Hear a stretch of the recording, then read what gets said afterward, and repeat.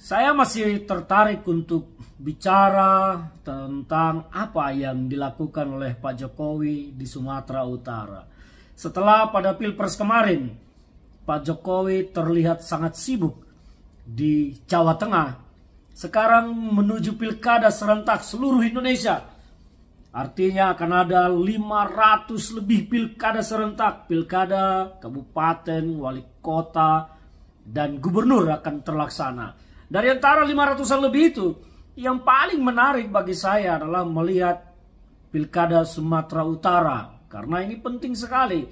Kenapa menjadi penting sekali? Selain saya orang Sumatera Utara, saya melihat gelagat Pak Jokowi yang mulai menunjukkan aktivitas politiknya yang terselubung menggunakan jabatan, kekuasaan, dan fasilitas negara untuk kepentingan politik menantunya Bobi Nasution di Sumatera Utara. Saya melihat begini, bicara tentang kapasitas Bobi yang pertama sekali. Bobi itu di Medan tidak melakukan banyak hal, tidak ada terobosan yang terjadi di Medan, bahkan yang terbaca adalah kegagalan-kegagalan Bobi Nasution sebagai wali kota.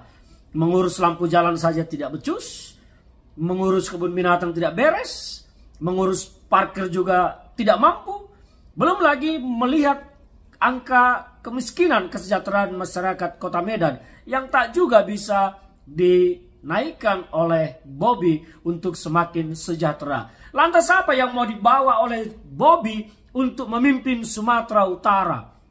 Saya tidak menemukan apapun dari kualitas Bobi untuk memimpin Sumatera Utara. Tetapi Jokowi tampaknya sangat ingin membantu menantunya ini menjadi pemimpin di Sumatera Utara. Memang kita tahu Jokowi ini adalah ayah mertua dan ayah yang patut diteladani. Mungkin kalau diteladani karena menggunakan kekuasaannya jadi tidak patut diteladani. Tapi andai Jokowi tidak menggunakan kekuasaannya untuk membantu anak-anaknya, mungkin dia patut kita jadikan contoh ayah yang harus diteladani. Tapi karena menggunakan jabatannya untuk membantu anak-anaknya, menyiapkan kerja untuk anak mantunya, maka saya pikir dia bukan ayah yang patut diteladani. Karena ada norma-norma etika yang ditabrak dalam hal ini, jadi tidak patut diteladani. Nah, ini kembali kepada persoalan Jokowi dan Bobi. Jokowi tampak turun di Sumatera Utara, pergi belusukan ke sana ke sini, belanja buah sayur di Brastagi. Apa yang mau dikejar oleh Jokowi melakukan itu? Ini hanya sebuah drama pencitraan untuk menarik empati dan simpati masyarakat Sumatera Utara supaya nanti ketika pilkada memilih menantunya Bobi. Saya berani bicara seperti itu karena apa? Kepentingan Jokowi terlihat jelas setelah pada saat Pilpres Jokowi selalu ada di Jawa Tengah. Sekarang menjelang pilkada Jokowi selalu di Sumatera Utara. Mengapa Sumatera Utara? Mengapa tidak Jawa Tengah? Karena tidak ada lagi anak Jokowi yang akan maju menjadi calon gubernur di Jawa Tengah. Gibran yang tadinya dulu dipikir orang bahwa akan menjadi gubernur Jawa Tengah, ternyata sudah menjadi cawapres dan bahkan wakil presiden terpilih saat ini, kecuali nanti Mahkamah Konstitusi memutus beda dan lain, itu pun saya pesimis. Nah sekarang misi yang diusung Jokowi ini tampak terlihat jelas ketika mendatangi Sumatera Utara. Bagi saya tidak ada tujuan lain dari Jokowi kecuali memang dia ingin Bobi memenangkan pilkada gubernur Sumatera Utara. Nah sekarang apakah masyarakat Sumatera Utara akan mau memilih Bobi? Sumatera Utara itu kalau kita lihat peta politiknya, dulu memang banyak pendukung Jokowi, tetapi kemenangan Jokowi juga di Sumatera Utara tidak signifikan. Artinya memang banyak juga yang suka, banyak juga yang tidak suka. Sehingga apa? Jokowi mulai masuk ke daerah-daerah yang jelas-jelas dulu menyumbang suara kepada Jokowi. Brastagi, Tanah Karo itu salah satu penyumbang suara bagi Jokowi saat Pilpres dulu. Dan mungkin setelah ini Jokowi akan terus belusukan ke daerah-daerah yang menyumbang suara bagi dia supaya tidak hilang.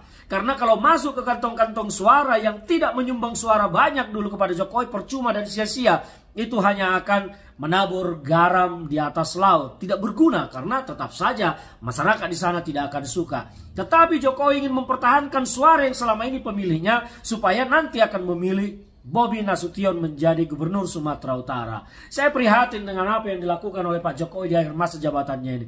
Padahal kita berpikir tadinya Jokowi akan turun lengser ke Prabon, mandek Pandito menjadi guru dan menjadi seseorang yang telah berhasil mencatatkan namanya dalam sejarah bangsa Indonesia sebagai salah satu presiden yang berkinerja baik. Tetapi ternyata di akhir masa jabatannya Jokowi sendiri meludahi piring makannya, membuat semuanya menjadi berantakan. Akhirnya sekarang terkuak bahwa bangsa kita semakin menghadapi sebuah masalah yang sangat kompleks, yaitu jerat beban utang yang luar biasa. 8.000 triliun lebih. Apakah kita, APBN kita akan mampu menyangga cicilan pokok dan bunga utang tersebut? Kita akan lihat ke depan. Tetapi saya menghimbau kepada teman-teman di Sumatera Utara ini.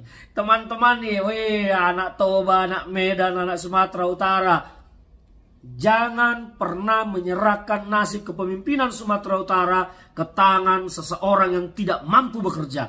Hati-hati, masa depan kalian akan sangat dipertaruhkan ketika dipimpin orang yang tidak punya kapabilitas menjadi gubernur. Maka kacau balau sudah. Kita telah melihat bagaimana Sumatera Utara di tangan Edi Rahmayadi. Apa yang kita dapat, apa yang didapat oleh masyarakat Sumatera Utara tidak jelas. Apalagi Bobi yang tidak punya pengalaman kepemimpinan. Saya harus menyatakan dia tidak punya pengalaman kepemimpinan meskipun telah menjadi wali kota di Medan 1 periode. Tapi itu semua nihil. Pesan saya kepada Pak Jokowi, berhentilah.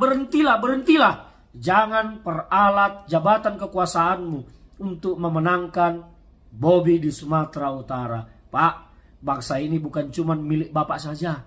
Bangsa ini milik seluruh warga negara Indonesia. Sumatera Utara itu sangat kompleks. Untuk menjamajukan Sumatera itu harus dipimpin oleh seseorang yang sangat berkualitas tinggi.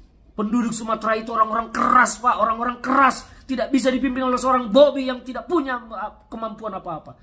Jadi Pak, tolong sadar diri. Jangan paksakan mantu Bapak memimpin Sumatera Utara.